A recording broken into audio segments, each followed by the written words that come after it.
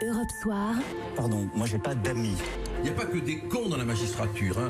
J'écoute Europe numéro 1. Laurent Bazin sur Europe 1. 18h23, presque 24. Le zapping radio-télé avec Benjamin Muller. Bonsoir Benjamin. Bonsoir Laurent, bonsoir à tous. On commence, m'avez-vous dit, par un petit tour des petites phrases politiques du jour. Bon, déjà, j'espère qu'Emmanuel Macron regardait France 2 ce matin. Il aurait pu entendre Jean-Pierre Raffarin à deux doigts de le demander en mariage. Et il y a un leadership Macron aujourd'hui dans le monde.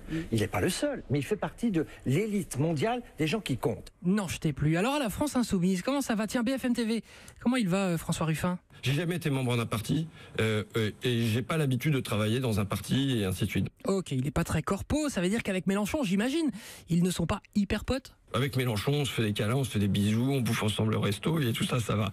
Ouf, on est rassuré. En revanche, rien ne va plus entre le gouvernement et la maire de Paris. Écoutez, Benjamin Griveaux, c'était ce matin sur Europe 1 à propos de la gestion par Anne Hidalgo de l'accueil des migrants. Et quand on décide d'être une capitale de l'accueil, on s'en donne les moyens. Il se trouve que les gens qui venaient à Paris, 95% étaient renvoyés vers la banlieue.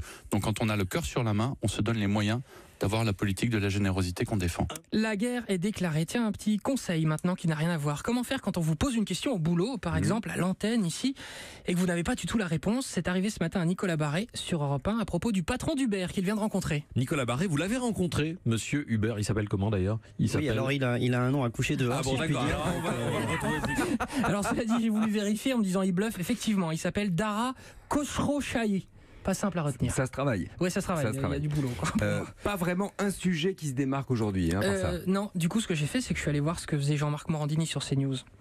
Nous sommes le jeudi 24 mai, à la une bien sûr, l'affaire Johnny Hallyday qui revient dans l'actualité. Et oui, le retour de l'affaire Johnny. Justement, l'ami de Johnny, Eddie Mitchell, s'est confié longuement sur RTL ce matin. Il dit n'avoir toujours pas réalisé que son frère, comme il l'appelle, est mort. J'ai beaucoup de mal et il m'arrive souvent de rêver de lui. Et un de mes rêves, qui est revenu 2 fois d'ailleurs, m'appelle en me disant viens passer à la maison ce soir, il y a un bal costumé. Je dis ah bon? Et il arrive, il est habillé en mousquetaire, il veut que je sois habillé comme lui. Je dis non, et puis on s'engueule et je me réveille. Et alors, question à Eddie Mitchell, allez-vous vous rendre à Saint-Barth pour vous recueillir sur son cercueil?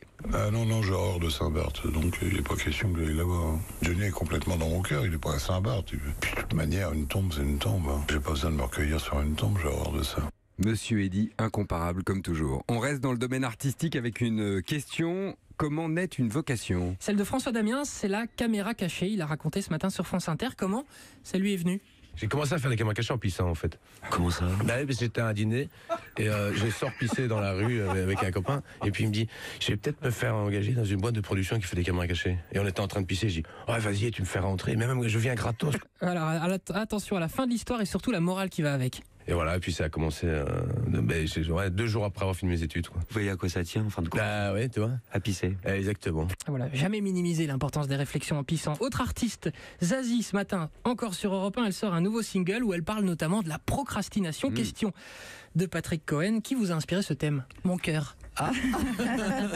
Voilà, être inspiré par son propre cœur, c'est beau. On écoute la suite. Parler de cette espèce de moment où on peut être un peu végétatif pour plein de raisons. Alors voilà, on est malheureux, on a été quitté et où on procrastine, franchement, en se disant demain, c'est sûr, je m'y mets. Et c'était donc une espèce de mantra que je me faisais à moi-même, qui était allez, vas-y, secoue-toi un peu. Et oui, on en est tous là, enfin.